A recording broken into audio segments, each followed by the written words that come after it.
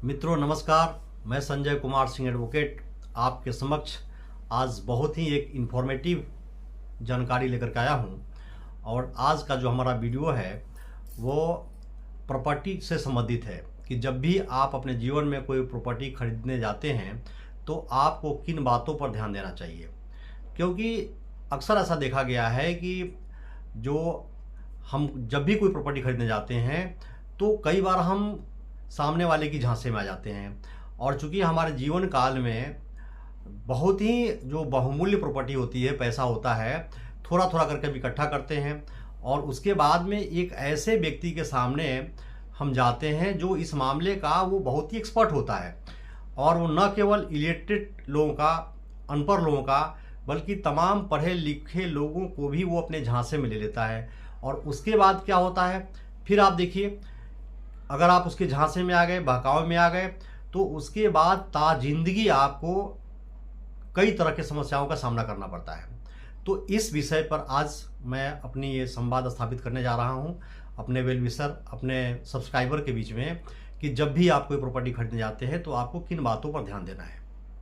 तो आइए, इसके पहले कि मैं अपनी विचार रखूँ, सबसे पहले आपसे मेरा व्यक्तिगत रिक्वेस्ट है कि अगर आप हमारे चैनल पर नए हैं तो आप हमें सब्सक्राइब करें, बेल बटन को दबाएं, और ताकि इससे ये होगा कि हाँ, जब भी आगे हम कोई वीडियो बनाते हैं, आपके सामने डालते हैं, तो कम से कम आप उसको देखेंगे, समझेंगे और कमेंट बॉक्स में आप अपना कमेंट करेंगे।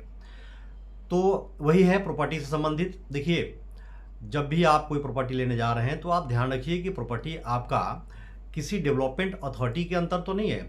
जैसे डेवलपमेंट का मतलब यह है कि जैसे कानपुर से संबंधित है तो केडीए होगा, कानपुर डेवलपमेंट अथॉरिटी होगा। अगर आप दिल्ली में हैं तो डीडीए होगा, इलाहाबाद में है तो एडीए होगा, लखनऊ में है तो एलडीए होगा। तो देश के जिस हिस्सों में भी आप हैं, तो अगर आप डेवलपमेंट अथॉरिटी से ले रहे हैं तब तो ये मान कर चलिए कि काफ़ी हद तक आप उसमें जो छोटी मोटी समस्याएं आती है उसमें नहीं होती है। क्योंकि आपके नाम अगर अलाटमेंट है तो आप जो भी किस्त वाइज में पैसा है आप जमा करते जा रहे हैं, और उसके बाद फिर जमा करने के बाद क्या होता है कि आप अपने नाम करा सकते हैं। और जो उसकी खाना पूर्ति है, जो भी लिखा पड़ी है, तो एक गवर्नमेंट अथॉरिटी के द्वारा होती है। तो समानता अब उसमें आप किसी समस्या में नहीं आते हैं, जो एक समानता देखा गया है। लेकिन अगर वो प्रॉपर्टी किसी और ने खरीदा है और पता चला कि वो 2-3 ऐसी रजिस्ट्री हो चुकी है, तो वहाँ पर आपको इस बात पर ध्यान देना है कि उसका मूल कब्जा किसके पास में है। और वो जो व्यक्ति बेच रहा है, आप देखिए उसके आधार कार्ड से मिलाइए, उसकी जो भी उसका आइडेंटिटी है उससे मिलाइए कि उसके नाम वो प्रॉपर्टी रियल में वो है कि नहीं है। और जब तक आप उससे संतुष्ट नहीं हो जाते हैं तब तक आप किसी थर्ड पर्सन के बहकावे में आकर के या किसी ब्रोकर के बहकावे में आकर के उस प्रॉपर्टी पे आप कोई सौदा मत कीजिए। तो पहली तो ये बात हो गई। दूसरी बात, अगर आप कोई प्रॉपर्टी किसान से ले रहे हैं, सोसाइटी से ले रहे हैं, तो वहाँ पर भी आप देखिए कि वो प्रॉपर्टी दाखिल खारिज है कि नहीं। केवल रजिस्ट्री बैनामा मात्र से ही कोई व्यक्ति किसी प्रॉपर्टी का स्वामित्व या उसका मालिकाना हक उसको नहीं मिलती है। तो आप देखिए कि वहाँ पर वास्तव में जो राजस्व अभिलेख है, भूलेख है, उस भूलेख में उसका नाम दर्ज है नहीं दर्ज है। क्योंकि वहाँ पर अगर उसका नाम नहीं दर्ज है और आप उसकी बहकावे में आ गए, प्रॉपर्टी आपने खरीद लिया, तो फिर आगे आपको समस्याओं का सामना करना पड़ेगा। दूसरी बात ये भी आपको ध्यान रखना है कि अगर कोई प्रॉपर्टी खरीदने जा रहे हैं तो आप किसी की केवल फ़ोटो कॉपी देख करके आगे मत बढ़िए। अगर वो फ़ोटो कॉपी देता है तो आपका अपना कोई भी लीगल एडवाइज़र हो, एडवोकेट हो, उसके माध्यम से जाकर के रजिस्ट्रार ऑफिस में या तहसील स्तर पर पहले आप जांच कराइए। क्योंकि अगर वो मान लीजिए किसी किसान के द्वारा या सोसाइटी के द्वारा किया गया है और दाखिल खारिज है, तो जाहिर सी बात है तहसील में उसकी डिटेल होंगे, जो आपका भू राजस्व है वहाँ पर आपको उसका डिटेल मिल जाएगा। और अगर आपका अधिवक्ता उस क्षेत्र का एक्सपर्ट है तो फिर रजिस्ट्रार ऑफिस पे भी उसको जाकर देख लेंगे, तो वहाँ भी आपको जानकारी मिल जाएगी। लेकिन कई बार क्या होता है कि आप एक ब्रोकर की झांसे में, जैसा हम लोग अक्सर इन समस्याओं का सामना करते हैं कि आप ब्रोकर की झांसे में आ गए और उसने कहा नहीं नहीं, हम तो आप जो मेरा अपना एडवोकेट है उसके माध्यम से हम सारा काम आपको करवा देंगे, आपको कोई समस्या का सामना नहीं करना पड़ेगा।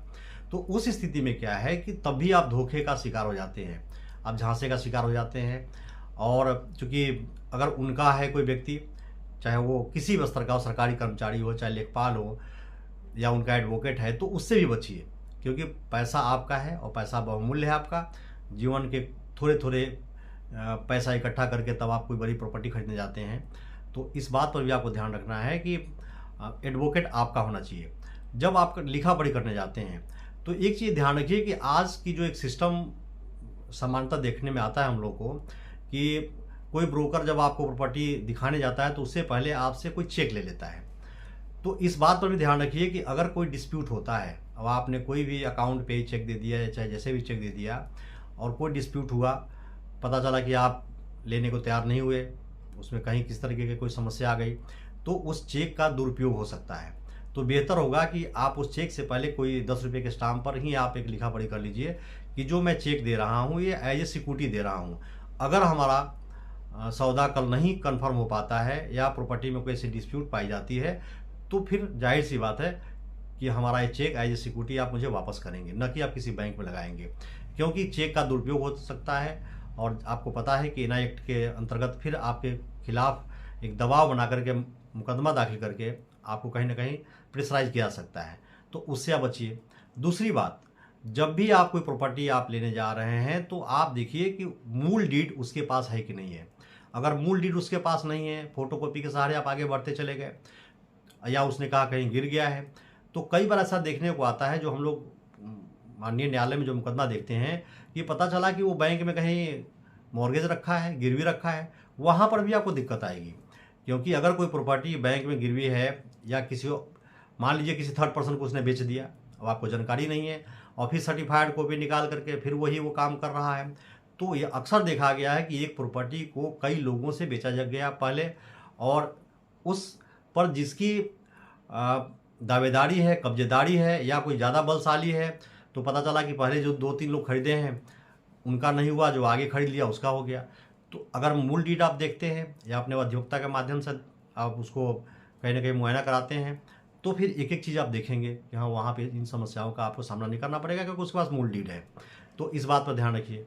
दूसरी बात कि जब आपका रजिस्ट्री बैनामा होने जाता है तो ओवर कॉन्फिडेंस में मत आइए, एक एक लेटर आप पढ़िए, क्योंकि अक्सर ऐसा देखा गया है कि अगर आपने उस समय ध्यान नहीं दिया और अपने शुभचिंतक या ब्रोकर के ऊपर आप छोड़ दिए, उस वक्त क्या होता है कि आनंद फानंद में आपकी जो है मान लीजिए टाइप हो गई और कुछ भी त्रुटि उसमें निकला, चाहे वो नक्शा को लेकर के हुआ या दिशा को लेकर के हुआ किसी तरह का, या मान लीजिए अराजी छूट गई या अराजी गलत पड़ गई, तब भी आपको दिक्कत आती है।